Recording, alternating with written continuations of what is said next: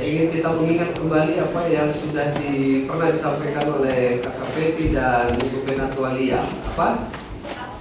Up, in, up. Kita berdiri sekali. Jangan lupa. Mari kita berdiri. Jangan lupa. Sekali lagi, sama-sama. 2 kali. 1, 2, 3. Up, in. Sekali lagi.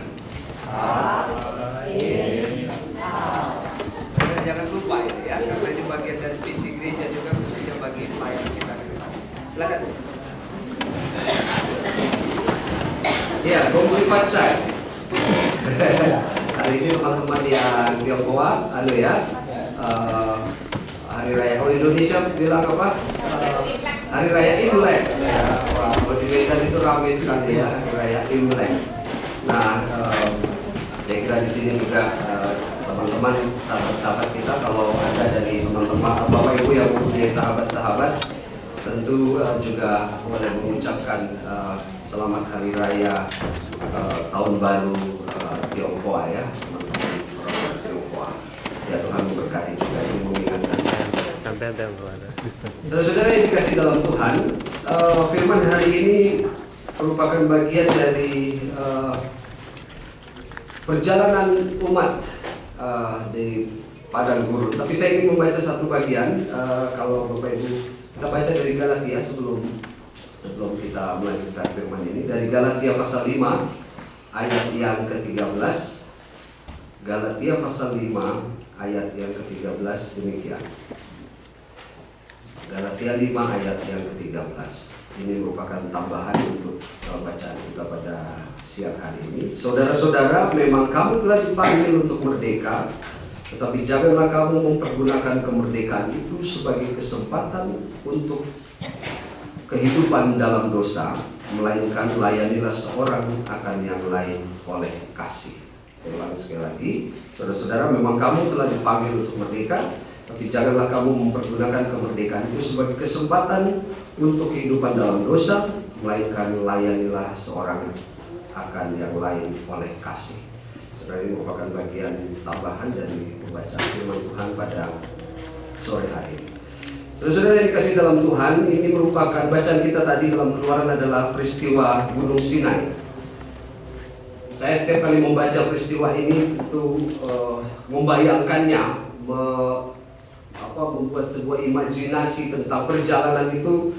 Bagi saya itu sangat menggetarkan sekali. Karena apa? Kalau kita lihat di pasal 32 itu mulai dari cerita di pasal 32 itu bagaimana Allah murka kepada umat. Karena waktu itu Musa naik ke gunung, itu fase yang pertama. Dia naik ke gunung, kemudian Allah menyiapkan 2 loh batu yang ditulis langsung oleh tangan Allah, dikatakan demikian. Tapi di bawah bagaimana umat? Masih ingat ceritanya? Membuat patung lembu emas itu. Dan Harun bersama-sama dengan umat. Musa turun dan marah sekali tentang peristiwa itu. Nah, saudara, murka Allah begitu luar biasa karena melihat umat yang tidak setia. Jadi ini kemurkaan Allah ini ditandai dengan kemarahan Musa ketika turun dari gunung. Kalau saudara baca di ayat 32 ayat 19, betapa Musa marah dan kemudian melemparkan 2 loh batu itu dan pecah. Sehingga Tuhan katakan, kalau gitu kamu naik lagi. Jadi Allah mengatakan kepada Musa, saking marahnya itu Allah mengatakan, aku akan menghapuskan orang-orang yang berdosa ini dari kitab. Saudara baca di ayat 33 dari pasal 32 itu, aku akan menghapuskan ini orang-orang. Saking marahnya Allah kepada umat itu ya. Dan oleh sebab itu, kalau gitu Musa kamu naik lagi sekarang. Nah, pasal 34 ini yang kita baca tadi itu adalah bagian kedua dari bagaimana Musa berjumpa dengan Allah. Dan ketika Musa turun, ceritakan tadi, ketika Musa turun, apa yang terjadi? Umat menjadi sangat takut. Umat menjadi sangat takut, muncul ketakutan ketika melihat Musa, bagaimana wajahnya bercahaya. Ketakutan umat kepada Allah karena dosanya, dan juga ketakutan kepada Musa.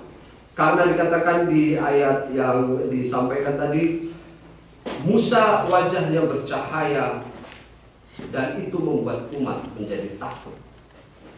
Saya coba membuka bahasa aslinya, baru saya ngerti kenapa umat takut.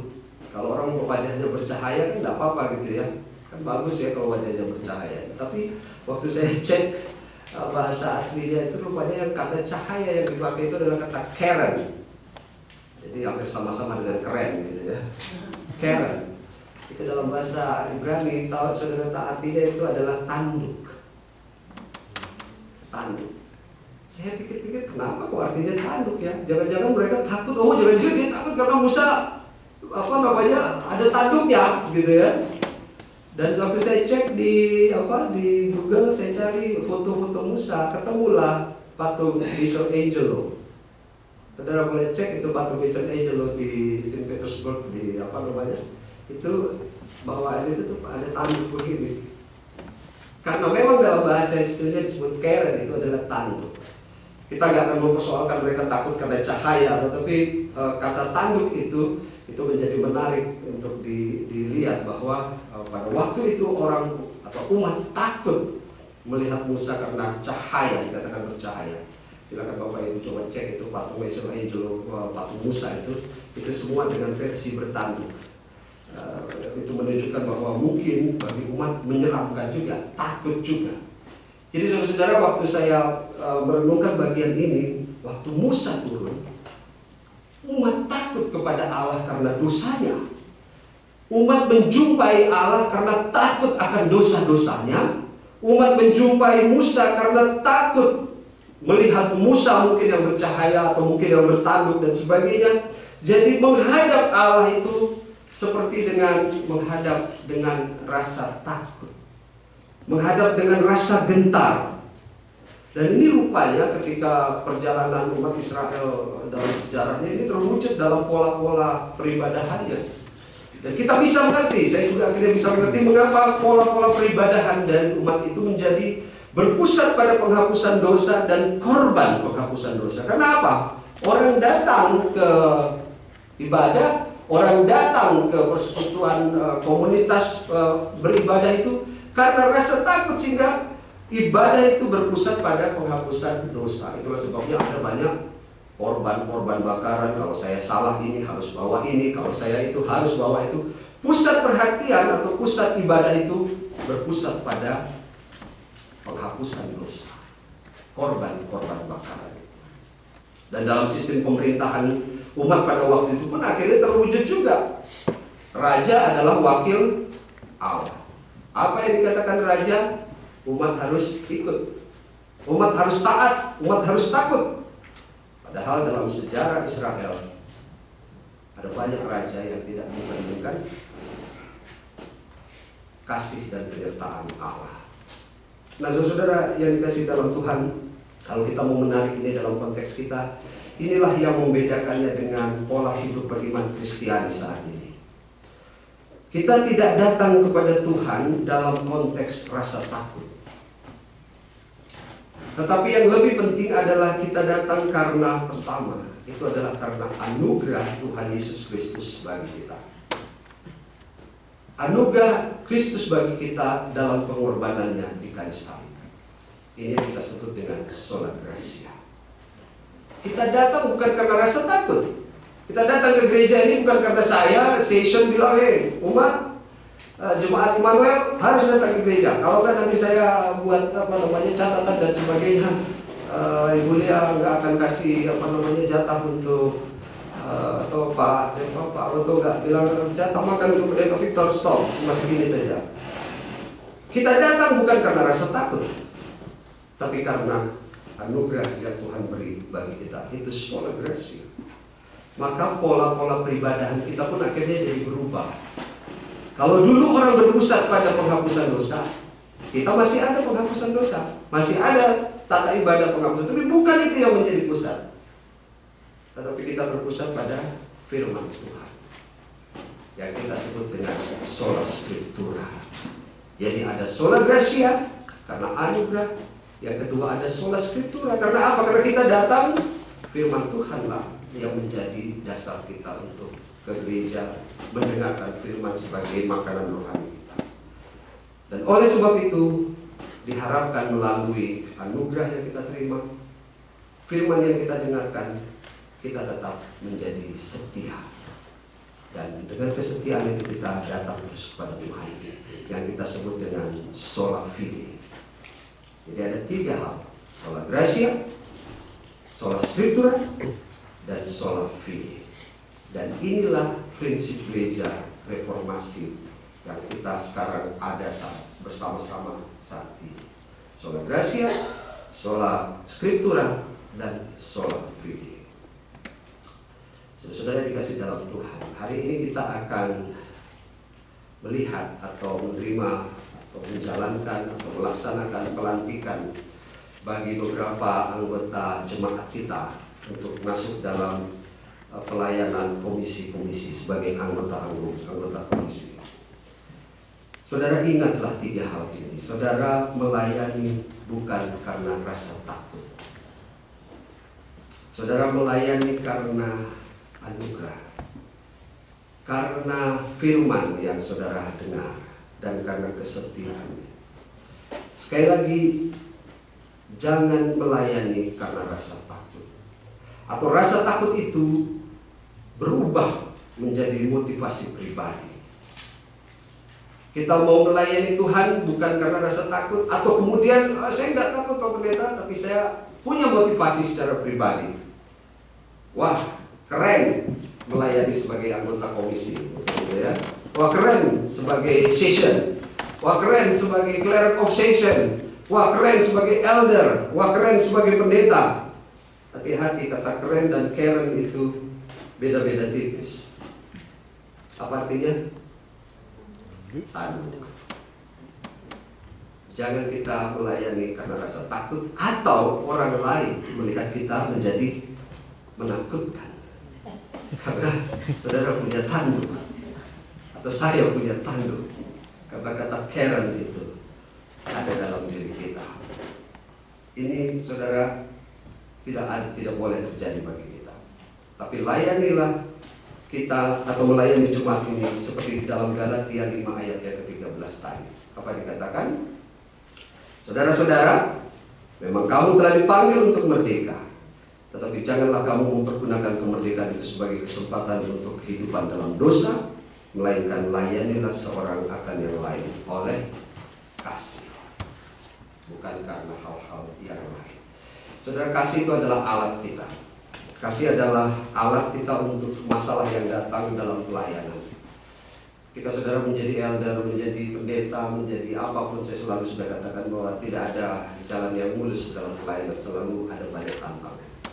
Dan pelayanan yang didasarkan kasih itulah alat yang paling baik untuk mengatasi semuanya. Firman Tuhan mengajar kita layanilah dengan kasih. Karena kalau tidak ada alat ini, kalau tidak ada tools ini, saya kira pelayanan kita nanti akan menjadi sesuatu yang membuat banyak persoalan-persoalan dalam hidup kita. Ada alat, yaitu kasih. Saudara yang dikasih dalam Tuhan, ada seorang kapten dan seorang nakoda dengan seorang profesor. Nakoda ini berlayar, dan kemudian profesor ini dia naik ke kapal karena dulu mungkin belum ada pesawat dan sebagainya. Jadi profesor ini akan mengajar di satu negara, dan kemudian dia menumpang kapal laut itu, sebuah kapal yang mewah dan pelayanan yang baik. Setiap malam satu waktu atau pada waktu makan malam, profesor ini makan dan dia menerima makanan yang enak, dia mengucapkan terima kasih kepada pelayannya, dan kemudian dia pergi keluar. Tiba-tiba dia melihat seorang tua, ternyata itu adalah seorang nakoda kapal itu, lagi duduk termenung di deknya itu, karena sudah ada yang menjalankan kapal, dia duduk termenung. Kemudian kapten ini atau profesor ini kemudian mendatangi orang tua itu yang adalah nakoda itu. Dia bilang kepada nakoda itu, dia sapa, kemudian dia katakan, dia ingin berbincang-bincang karena dia adalah seorang profesor. Dia katakan, Bapak tua, dia tidak tahu bahwa dia adalah seorang kapten kapal. Berapa lama sudah sudah berlayar. Oh, saya sudah berlayar dari umur 15 tahun. Oh ya, kalau begitu kamu tahu banyak tentang laut yang begitu besar ini. Di dalamnya ada ikan-ikan, ada sumber penghasilan, ada macam-macam. Pak tua ini bilang, atau bapak yang kapten kapal ini, saya nggak tahu. Masa kamu tidak tahu tentang oceanologi? Betapa luar biasanya laut ini, betapa hebatnya. Kamu sudah berlayar dari usia 15, tapi kenapa kok tidak tahu tentang situasi keadaan laut ini dan sebagainya? Oh, saya nggak tahu itu soal itu. Profesor ini marah, dia bilang, Anda terlalu menyia-nyiakan waktu Anda. Ada seorang pelaut yang bodoh sekali. Dia marah, dia masuk lagi ke kamarnya. Besok malam dia makan malam lagi, dan dia menikmati makan malam. Kemudian dia keluar lagi dan dia bertemu lagi dengan orang tua itu. Oh, kemarin oceanologi dia tidak terlalu paham, tetapi mungkin masalah astronomi dia tahu. Dia datang lagi pada orang tua itu, Pak tua, betapa luar biasanya langit ini, ada bintang-bintang dan sebagainya. Saya senang kalau kita bisa bicara tentang astronomi. Lihatlah, ada gugus bintang beruang besar dan sebagainya. Dia ceritakan. Pak tua ini bilang, saya juga nggak tahu itu masalah itu. Itu biarlah para ahli yang mau bicarakan. Saya tidak tahu saya cuma menjalankan kapal. Profesor bilang, bodoh sekali kamu bapak tua. Kemarin oceanologi kamu tidak tahu. Sekarang astronomi, masalah perbintangan pun kamu tidak tahu. Kata terakhir yang disampaikan oleh profesor ini, dia bilang, Anda telah menyia-nyiakan waktu Anda. Betapa bodohnya Anda. Dia masuk lagi ke kamar. Besok malam dilakukan hal yang sama. Dia keluar lagi dan ketemu dengan bapak tua itu. Dia pikir kemarin malam dia sudah tidak bicara tentang oceanologi, dia tidak bicara tentang astronomi. Rupanya profesor ini adalah bidang meteorologi, tentang cuaca. Dia ketemu bapak tua ini lagi, dia bilang, Pak tua, maafkan saya kemarin mungkin saudara tidak tahu tentang oceanologi dan astronomi, tapi coba lihat, kita bicara tentang meteorologi, tentang cuaca yang ada saat ini. Wah, bagaimana cuaca berubah-ubah dan sebagainya. Bapak tua ini bilang, saya juga nggak tahu. Repot itu ngomongin itu. Profesor ini menjadi marah. Dan dia bilang, cukup, saya tidak akan lagi bicara dengan Anda. Anda telah menyia-nyiakan waktu Anda. Dia masuk ke kamar, beberapa jam kemudian ombak besar. Ombak besar, kapal oleng, dia muntah-muntah dan sebagainya. Dia mulai ketakutan karena orang kedengaran mulai berlari, dan kemudian dia mendengarkan tabrakan yang besar, bam! Dan kapal mulai miring. Orang mulai berlari sana sini, dan dia membuka pintunya, dan dia ketemu dengan bapak tua ini. Bapak tua ini tanya, Profesor, apakah Anda sudah belajar berenang? Apakah Anda bisa berenang? Wah, saya tidak bisa berenang. Bapak tua dibilang, Anda telah menyia-nyiakan waktu Anda selama ini. Saudara punya pengetahuan teknik apapun dalam pelayanan, tapi kalau tidak ada tools yang saudara pakai, satu alat sederhana dalam konteks ini berenang, saudara tidak akan selamat itu di kapal. Tapi kalau saudara tidak punya tools yang baik dalam pelayanan, yaitu kasih, saudara juga tidak akan pernah bisa melayani dengan baik. Saya tidak akan pernah bisa melayani. Ada tools yang harus kita pakai bersama. Saudara punya latar belakang yang saudara bisa pakai untuk pelayanan apapun.